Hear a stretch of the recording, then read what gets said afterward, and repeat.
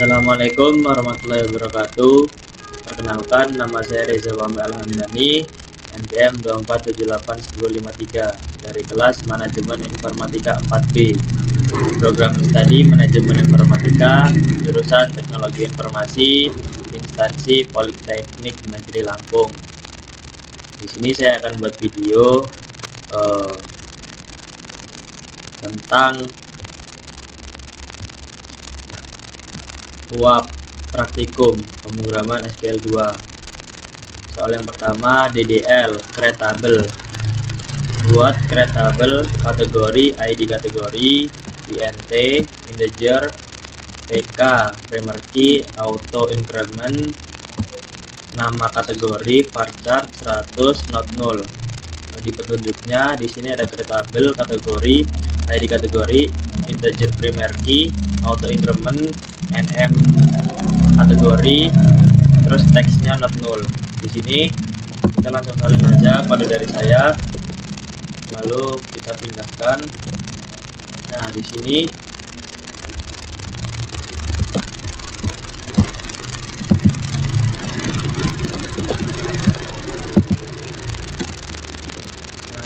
creatable kategori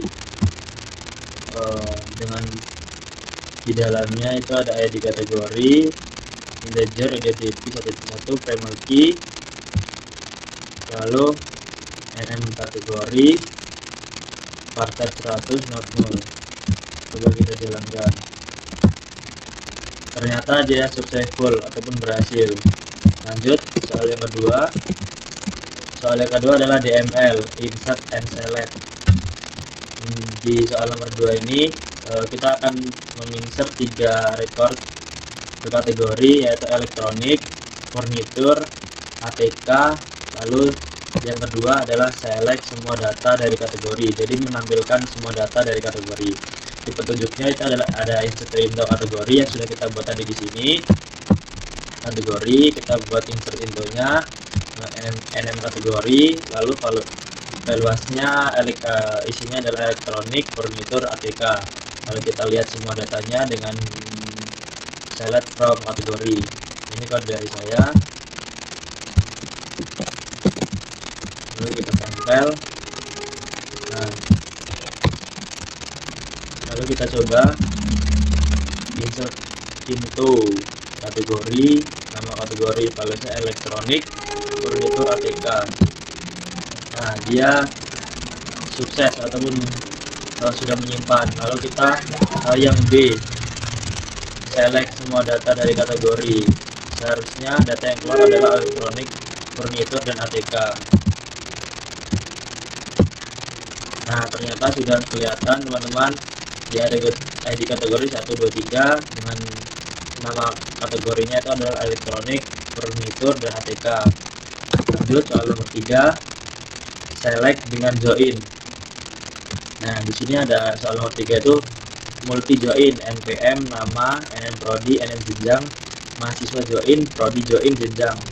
Di petunjuknya itu adalah select M NPM, M titik nama, P titik NM prodi, J NM jenjang, from mahasiswa M inner join prodi P on M titik ID prodi sama dengan P titik ID prodi, inner join jenjang J on P titik ID jenjang sama dengan J titik ID jenjang. Nah, ini kode saya. Dia select sesuai NM jenjang from mahasiswa as M inner join prodi S P on M ID prodi inner join jenjang S on SSJ on P titik jenjang sama dengan J ID jenjang. Coba kita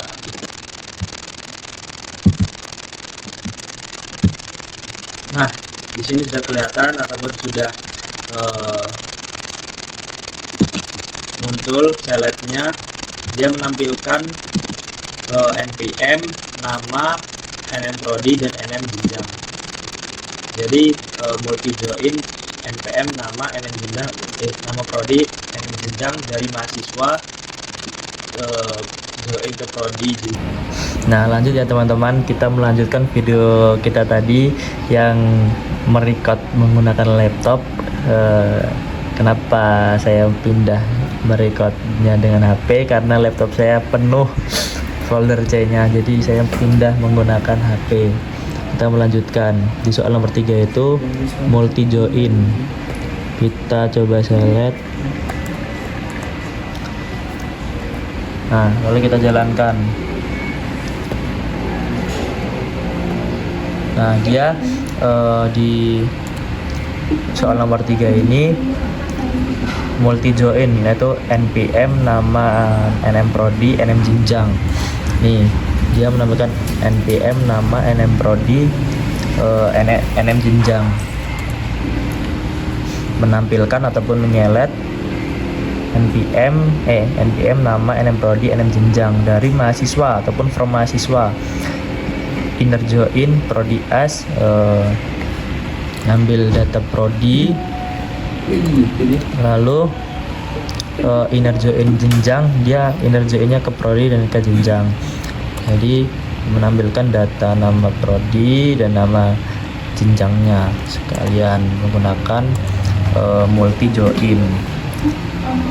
Selanjutnya soal nomor 4 yaitu agregat dan grup BY. Di soal nomor 4 itu ID Prodi, average IPK rata-rata, IPK per Prodi hanya lebih dari 3,0. Di petunjuknya itu menampilkan ID Prodi, average IPK dari mahasiswa, grup BY, ID Prodi, having average IPK lebih dari 3,0. Nah ini kode saya, lalu kita coba.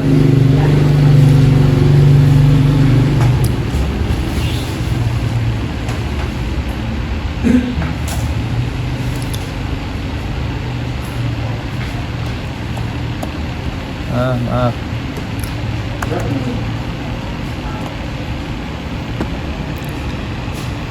Kalau kita execute, nah di sini terlihat ID Prodi 13 dengan rata-rata IPK-nya itu di atas 3.0, yaitu 3.35 dan 3.75. Nah di sini petunjuknya itu kita melihat rata-rata IPK per Prodi hanya di atas 3,0. Jadi dia menampilkan ID Prodi, ini ID Prodi dan rata-rata IPK dari IPK mahasiswa seperti itu. Dan ternyata soal nomor 4 itu berhasil. Lanjut soal nomor 5 yaitu TSQL dan cache. Di soal nomor 5 ini kita diperintahkan untuk petunjuknya ini menampilkan NPM nama IPK, di sini nama NPM IPK, lalu cache IPK yang lebih dari sama dengan 3,5 itu memuaskan, lalu lebih dari 3,0 itu baik, dan lebih dari 2,5 itu cukup. Di bawah 2,5 itu kurang ataupun else dari kategori from mahasiswa, dari IPK mahasiswa tersebut. Ini kode saya, kita coba.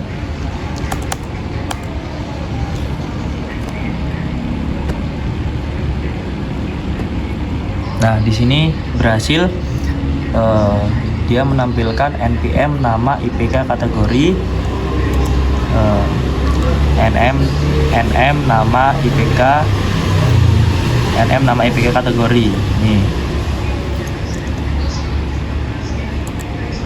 nama IPK kategori dengan NPM-nya tersebut, lalu namanya Reza Maulana Ahmad Habibi, Olian Manuel lah Arda Gular. dengan IPK-nya itu 3,20, lalu dia masuk ke baik, lalu 2,90 itu cukup, 3,75 memuaskan, 3,50 memuaskan, sesuai dengan apa yang kita buat. Lalu soal nomor 5 berhasil, lanjut soal nomor 5. Soal nomor 5 berhasil, kita lanjut soal nomor 6, yaitu subquery. Di subquery ini kita diperintahkan untuk menampilkan prodi yang memiliki mahasiswa dengan menggunakan eksis. Petunjuknya itu adalah select menampilkan nama prodi dari prodi, lalu eksis menampilkan satu prod dari mahasiswa, ID prodis. Coba.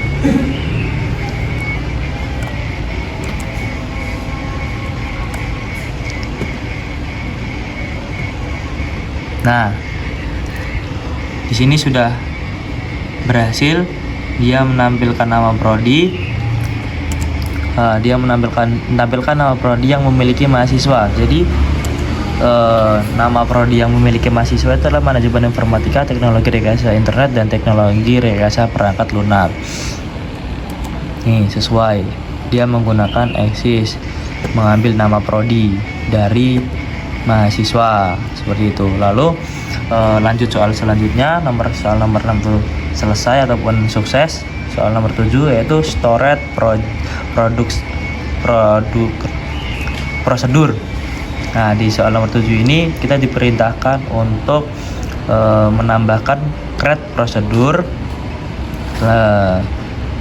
SP tambah mahasiswa, dengan di dalamnya itu PNM voucher 20,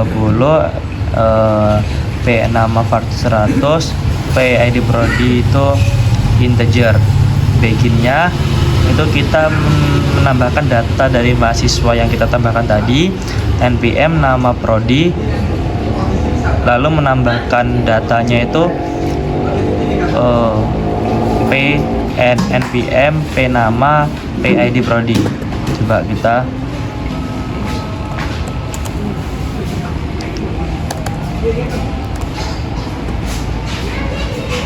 jalankan.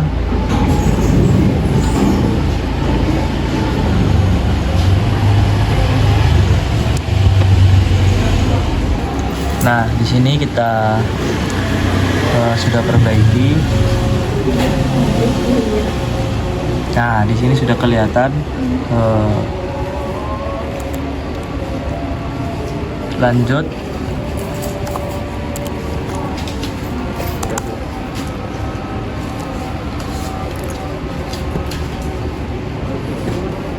Nah, keterangannya adalah successful ataupun berhasil.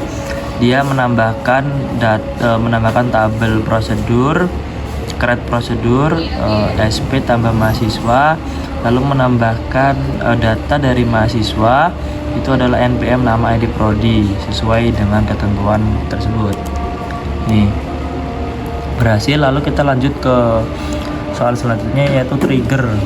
Di trigger ini kita diperintahkan untuk create trigger, TRG audit IPK after, yaitu setelah update dari mahasiswa, when IPK, new IPK, old IPK begin, insert into, memasukkan data audit lognya itu aksi, tabel, target, ref, key, kolom, nilai lama, nilai baru. Lalu valuasinya, datanya adalah update mahasiswa, new NPM IPK, all IPK, new IPK. Nah, di sini kode saya.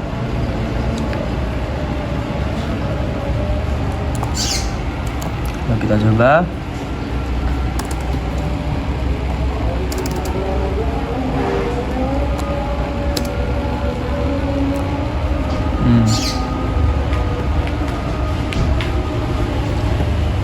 Nah, dia successful ataupun berhasil. Create trigger, menambahkan data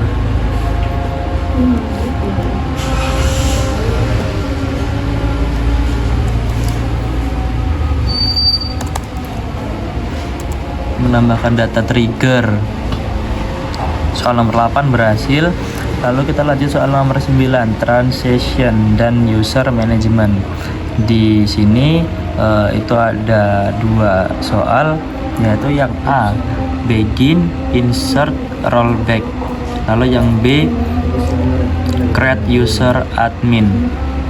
Ganti role petunjuknya adalah begin insert into, menambahkan data mahasiswa, NPM, nama, ID prodi. Lalu datanya adalah 111 Ali, namanya Ali dengan ID prodinya 2. Kita rollback, create user admin local host identify by admin 123, ganti role prefix-nya on to admin. Ini kode saya.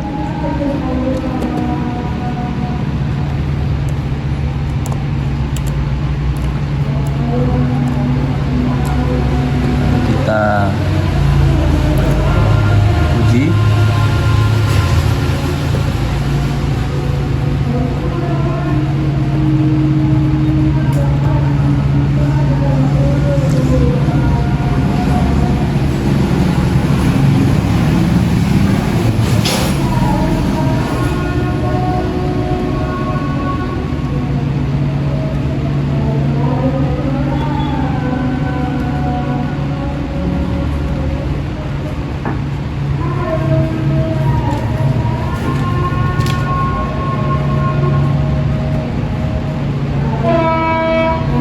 Nah, di nomor 9 ini ada sedikit permasalahan ya teman-teman. Jadi kita hanya berhasil mengeksekut dari begin transition, rollback, lalu menambahkan role member dari admin. Nomor 9 itu kita bisa dinyatakan berhasil dan tidak. Nomor 9. Lalu kita lanjut soal nomor 10, yaitu project skema database. Di sini di soal nomor 10 ini terdapat 3 soal, yaitu sebutkan semua tabel di database aplikasi Anda, tuliskan create tabel untuk satu tabel master terpenting lengkap dengan PK, tipe, data, dan constraint-nya. Lalu tuliskan create tabel untuk semua tabel transaction yang memiliki foreign key ke tabel master. Itu kita harus samakan dengan project R&D kita. Kita samakan dulu, kita buka file R&D kita. Nah, lanjut di soal nomor 10 ini, sebutkan semua tabel di database aplikasi Anda. Di tabel di database saya adalah menu, order item, lalu expense ataupun transaksi. Kita samakan dengan yang di R&D. Yang di R&D itu ini di R&D itu mana kalau kelihatan?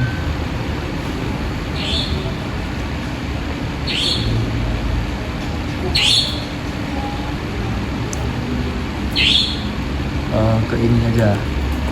Nah, di sini itu ada tabel menu database-nya, lalu order, setelah itu ada order item, lalu expense ataupun transaksi. Lalu di database-nya kita dapat juga expense, transaksi, menu, order item, yaitu orders. Lalu yang keduanya create tabel untuk tabel master. Nah, di project saya tabel master itu adalah tabel menu, yang dimana ini adalah tabel menunya.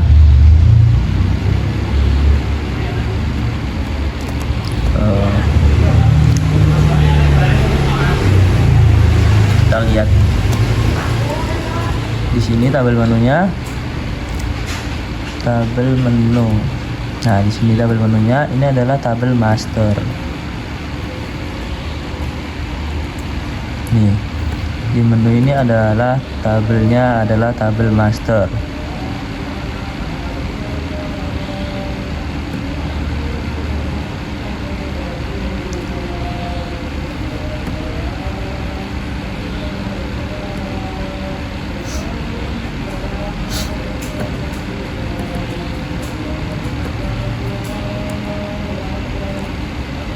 Setelah itu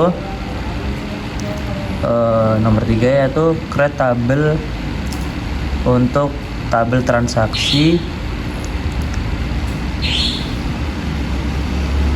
Tuliskan tabel untuk tabel transaksi yang memiliki foreign key ke tabel master. Ya, transfer transaksi itu untuk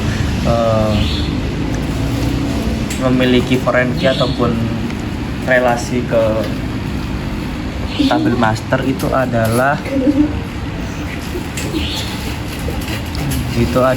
di project saya itu adalah trouble order. Jadi ketika kita mengorder itu akan masuk ke dalam memilih menu di menu item ataupun memilih menu yang ada di tampilan tersebut ataupun di web tersebut. Nih, order.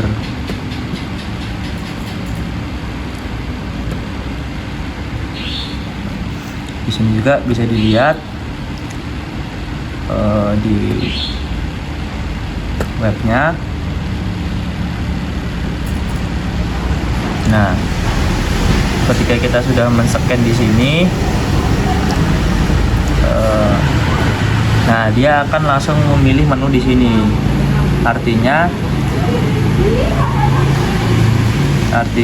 create tabel transaksi ini di tempat saya di tabel order ini mempunyai foreign key ataupun relasi ke tabel master, yaitu menu. Nih, dia memiliki relasi ke menu. Ketika kita tambah, masukkan keranjang dan lain-lain sebagainya sampai dia ke melakukan pemesanan dan lain-lain, itu memiliki tabel foreign key ke tabel master, yaitu tabel master kita kan menu, jadi order ini seperti ini. Lalu lanjut ke project CRUD insert. Nah, di nomor 11 ini insert data ke project Anda. Nah, tuliskan insert ke tabel transaksi yang melibatkan minimal 2 foreign key. 2. Jelaskan bagaimana aplikasi Anda memiliki relate integrity atau insert. Yang ketiga, tuliskan select dengan join untuk melihat data transaksi lengkap. Nomor 1, insert itu transaksi ke tabel order. Kita cari dulu. Nah, di nomor 11 di insert transaksi ke tabel order. Ini teman-teman bisa lihat, kita masukkan terlebih dahulu. Nomor 1 adalah menginsert ke tabel transaksi yang melibatkan minimal 2 foreign key. Yang pertama itu tabel order, yang kedua itu tabel order item. Nah, di sini sudah kita cek, ternyata dia berhasil ataupun sudah masuk. Lalu kita coba lagi untuk yang kedua, insert yang kedua.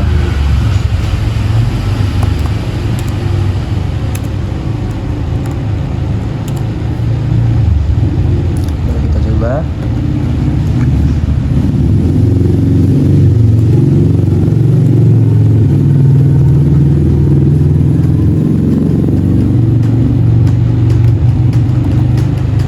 Nah, yang kedua juga sudah bisa berhasil. Ya, datanya teman-teman sudah terlihat. Ya, artinya nomor 1 sudah terjawab dan sudah berhasil juga. Lalu jelaskan bagaimana aplikasi Anda memastikan saat insert. Nah, di sini nomor 2 ini saya kurang memahami ya, apa yang dinamakan referential integrity. Jadi nomor 2 ini tidak saya isi, langsung saya loncat ke nomor 3, yaitu tuliskan select dengan join untuk melihat data transaksi lengkap. Nih, kita melihat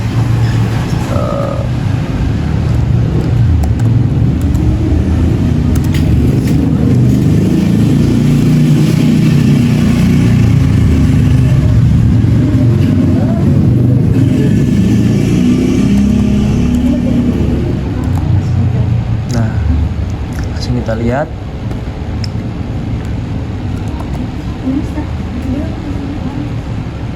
Bisa yang depan sih.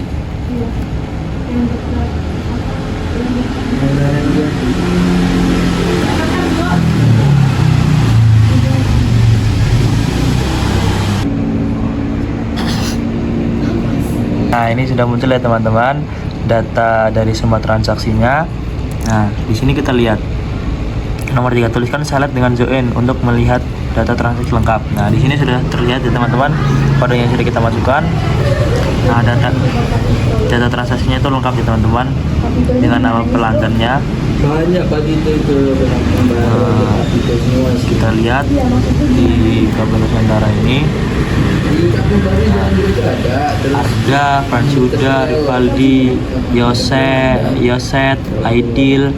Nah, kita lihat lagi Arda, Fransuda, Egi, Yoset, Aidil. Lalu kita, nah di meja Budi Santoso nih, Budi Santoso lagi mengorder nih.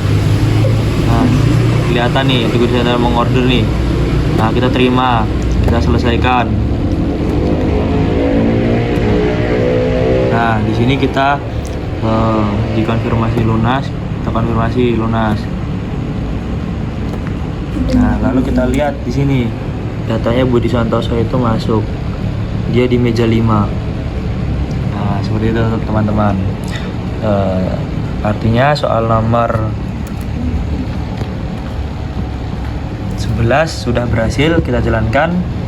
Lanjut soal selanjutnya. Lanjut ke nomor 12, Project CRD SQL Join.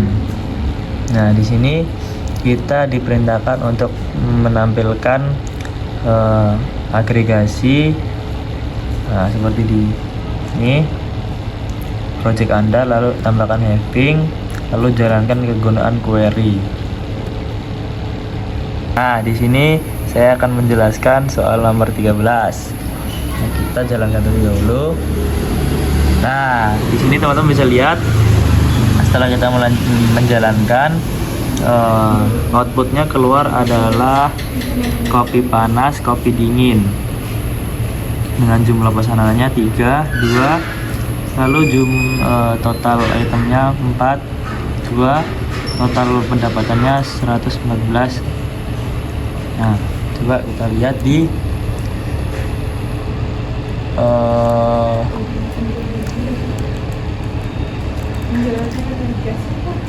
Kopi Nusantara. Kita masuk ke admin.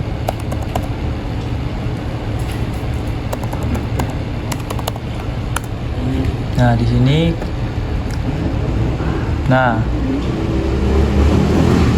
di sini sudah ada beberapa.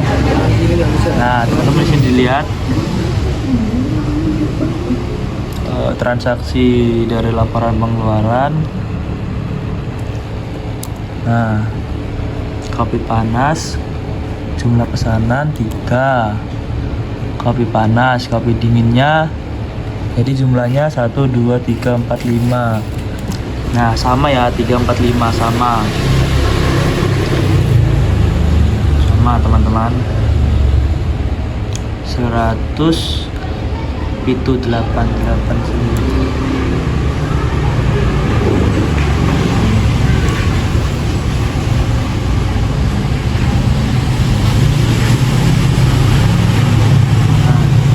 Sesuai ya teman-teman. Jadi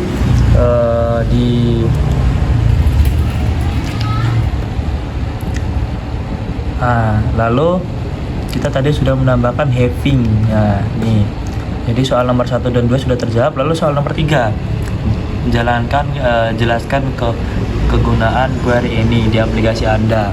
Nah, Silent itu adalah untuk dipakai untuk laporan dashboard admin Kopi Nusantara agar si admin dapat melihat jumlah pesanan ataupun total item yang terjual, total pendapatan, dan rata-rata subtotal berdasarkan kategori menu. Nih bisa dilihat di sini tadi si admin tuh bisa melihat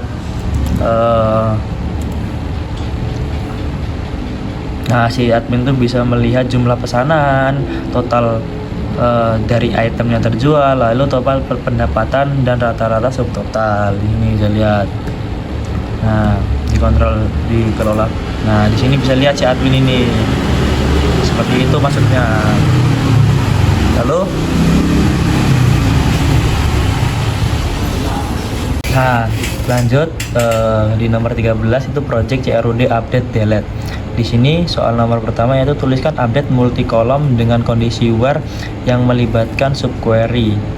Lalu tuliskan delete dan jelaskan bagaimana aplikasi Anda memberi konfirmasi ke pengguna sebelum hapus. Lalu bagaimana aplikasi menangani soft delete dan hard delete. Nah, di sini nomor 1, update multi kolom dengan kondisi where yang melibatkan subquery update or yang melibatkan subquery.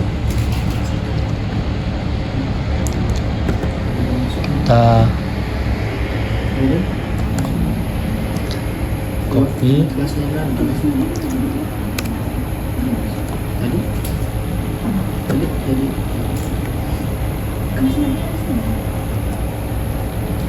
Nah, di sini sudah selesai ataupun query-nya sudah masuk. Dia kodenya sudah berhasil dijalankan. Update multi kolom selesai, pembayaran lunas. Lalu nomor 2, delete data pada project Kopi Nusantara, delete from Express. Di nomor 2 ini adalah tuliskan delete dan jelaskan bagaimana aplikasi Anda memberi konfirmasi ke pengguna sebelum hapus.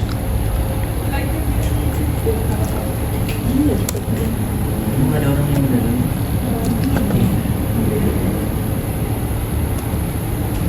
Nah, di sini sudah data yang saya jalankan sudah berhasil. Kita kembali ke Kopi Nusantara. Jadi di sini dijelaskan delete from transaksi. Plastik dulu. Nih.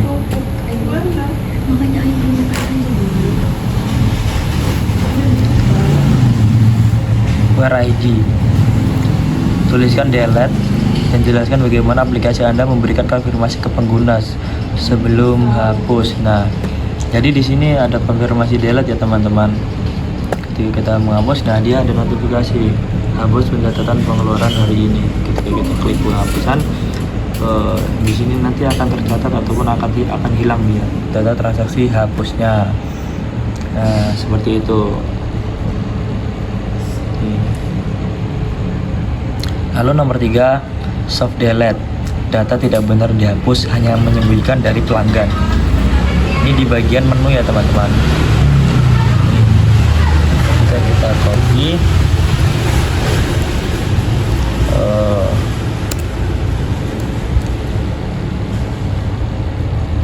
Ini teman-teman, kita jalankan. Nah, dia sudah berhasil teman-teman. Update menu.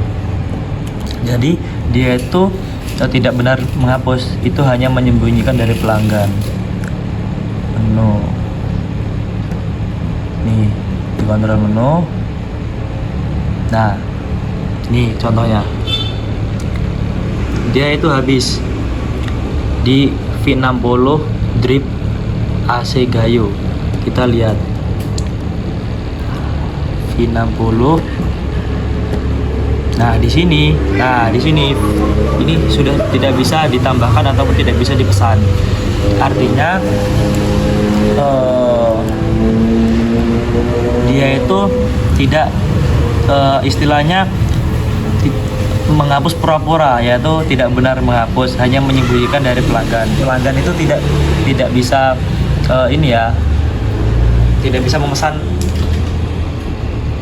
tidak bisa memesan dari menu tersebut, seperti itu. Lalu dia delete menu, yaitu benar-benar dihapus, menu benar-benar dihapus. Nah, ini ID 22. Nah, ini sudah ID 22. Jadi dia menghapus dari daftar menu di ID 22. Nah, di ID 22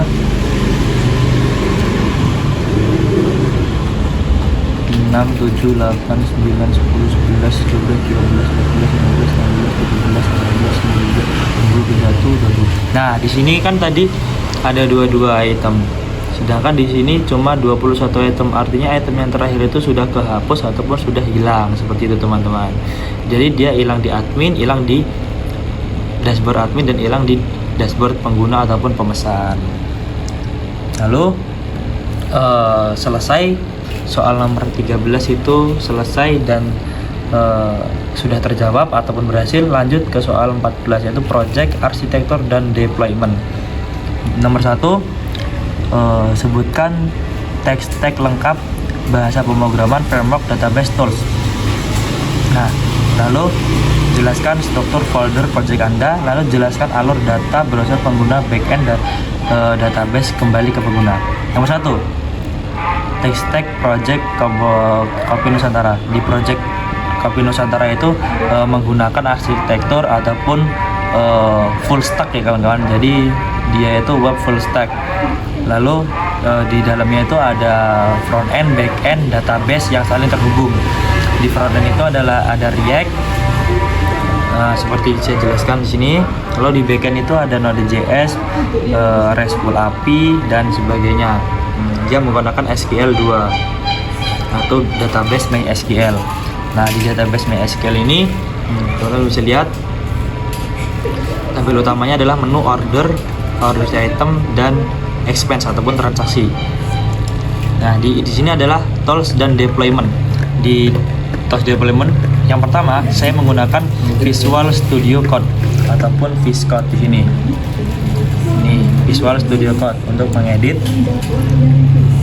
Lalu GitHub. Nah, di sini saya sudah meng-up ke Git.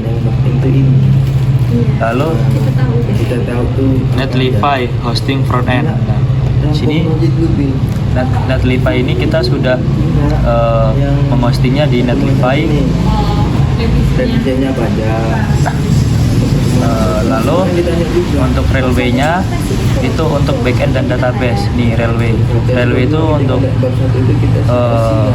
backend dan database. MySQL ini kita sambungkan ke dbrowser. Nih dbrowser. Jadi dia pakai dbrowser untuk ke railway, sehingga railway ini bisa memasukkan database-nya ataupun bisa mengelola dari database tersebut. Lalu npm sebagai page manager. Lalu nomor 2, struktur folder project. Di sini bisa lihat strukturnya. Jika teman-teman bisa melihat di sini, ini adalah struktur dari project saya. Lalu selanjutnya alur data browser pengguna, backend, database kembali ke pengguna. Jadi alurnya itu pelanggan itu mengambil kode scan QR di meja, lalu dia membuka browser halaman pemesanan berdasarkan nomor meja yang telah di-scan tadi. Setelah itu pelanggan memilih menu ataupun memilih menu, lalu mencekot apa sih yang mau dia pesan seperti kopi, makanan, dan lain-lain. Lalu front end mengirimkan request post ke back end melalui endpoint API order.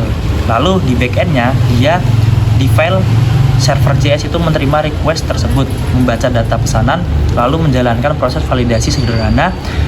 Setelah dia menjalankan validasi sederhana, setelah itu backend membawa kondisi ke MySQL menggunakan MySQL 2 connection pool. Nah, jadi dia lempar ke database MySQL, lalu database-nya itu pesanan utama akan disimpan ke tool order, sedangkan detail menu yang dipesan disiapkan ke tabel order item, jadi dilempar ke order item. Nah, tabel order item terhubung dengan order melalui order ID dan terhubung dengan menu melalui menu ID. Seperti itu teman-teman. Lalu responsnya setelah data berhasil disimpan, backend mengirimkan proses JSON ke front end, mengirimkan lagi nih setelah proses selesai di backend, dilempar lagi front end, kemudian menampilkan status bahwa pesanan berhasil dibuat. Jadi mengkonfirmasi nih pesanan selesai dibuat. Lalu di pengguna itu diupdate lagi setelah pesanan dikirim, lalu pesanan selesai dibuat, lalu pelanggan dapat mengecek status pesanannya seperti itu. Lalu di admin itu membuka dashboard, lalu front end mengambil data melalui endpoint API order, back end mengambil data dari tabel order dan order item, lalu mengirimkan kembali ke dashboard admin. Admin dapat mengubah status pemesanan menjadi diproses, selesai atau pembayaran. Jadi di sini tadi di kontrol pesanan si admin itu bisa mengupdate dari dia di proses, selesai, dan melakukan pembayaran seperti itu. Lalu alur sederhananya adalah si pengguna itu